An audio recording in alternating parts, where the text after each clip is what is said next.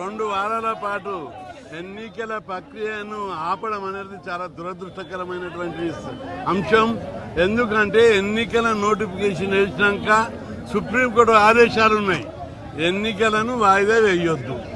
కానీ అందుకు సుప్రీంకోర్టు ఆదేశాలకు విరుద్ధంగా 2 వారాల పాటు వాయిదా వేయడాన్ని మేము దీన్ని తీవ్రంగా పరిగణిస్తున్నాం.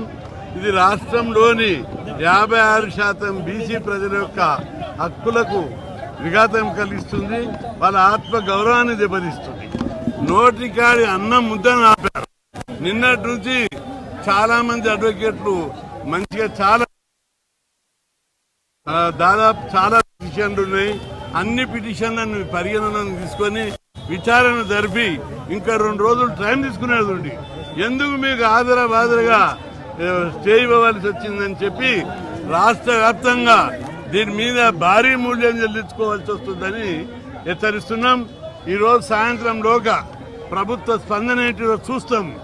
చూసి రాష్ట్ర బంద్ను జరిపి మొత్తం రాష్ట్రాన్ని స్తంభింపజేస్తామని చెప్పి హెచ్చరిస్తున్నాం.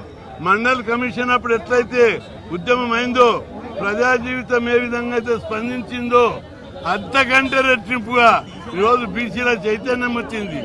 బంద్ను హైదరాబాదే కాదు ఊర్లో కూడా మొత్తం బంద్ జరుపుతాం. చాలా దీనికి ప్రభుత్వం బాధ్యత వహించవలసి వస్తుంది. సరే, ముఖ్యమంత్రి గారు ఏ విధంగా స్పందిస్తారు, ఈ స్టే మీద ఎలాంటి యాక్షన్ తీసుకుంటారో సాయంత్రంలో ప్రకటించాలి. లేని పక్షంలో అన్ని సంఘాలను ఈ అందరినీ కూడా సంప్రదించి చాలా పెద్ద ఎత్తున బంద్ జరుపుతాం. ఈ బంద్ ద్వారా దేశాన్ని ఒక్కసారి కళ్ళు తెరిపిస్తామని చెప్పి హెచ్చరిస్తున్నాం. ఏం తమాషా ఉందా? బీసీలంటే ఇంత చిన్న చూప? బీసీలకు మేము ముఖ్యమంత్రి పదవులు వాళ్ళకి, మంత్రి పదవులు వాళ్ళకి, అన్ని వాళ్ళకి లేక ఒక అవకాశం వచ్చి సర్పంచులు వస్తే వాటిని కూడా భరించకపోవడం, వాటిని కూడా ఓర్వలేకపోవడం అనేది చాలా దుర్మార్గం. కాబట్టి తప్పనిసరిగా ఈ సమాజం బీసీల సత్తా ఏంటిదో ఈసారి చూపెడతాం. అరే, బలమైనటువంటి హేతుబద్ధమైన కారణాలు ఉన్నాయి. రాజ్యాంగము అధికారం ఇచ్చింది రాష్ట్ర ప్రభుత్వానికి, దాంతో అసెంబ్లీలో బిల్లు పాస్ అయింది. అదేవిధంగా జనాభా లెక్కలు తీశారు, అదేవిధంగా డెడికేటెడ్ కమిషన్ అపాయింట్ చేశారు. బీసీలకు ఇవ్వవలసింది న్యాయమైనది, ఏదో ఇతర రాష్ట్రాల అంశాన్ని ప్రతిపాదికగా తీసుకోవడం అనేది హేతుబద్ధమైన కారణం కాదు. న్యాయాన్ని బీసీ కులాల మీద చిన్న చూపు చూస్తూ న్యాయస్థానాలు తీర్పు ఇవ్వడం అనేది, స్టే చేయడం అనేది చాలా దురదృష్టకరం.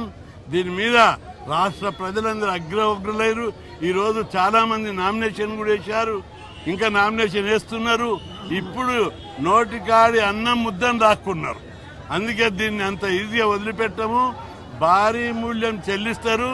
ఈరోజు సాయంత్రంలోగా ప్రభుత్వం ప్రకటించకపోతే రేపటి నుంచి ధర్నాలు, రస్తారోకోలు, రాష్ట్ర బంధు డేటు రేపు అనౌన్స్ చేస్తాం. సాయంత్రంలోగా చూసి ఖచ్చితంగా ప్రభుత్వం భారీ మూల్యం చెల్లించవలసి వస్తుందని చెప్పి హెచ్చరిస్తున్నా. రాష్ట్ర ప్రజలందరూ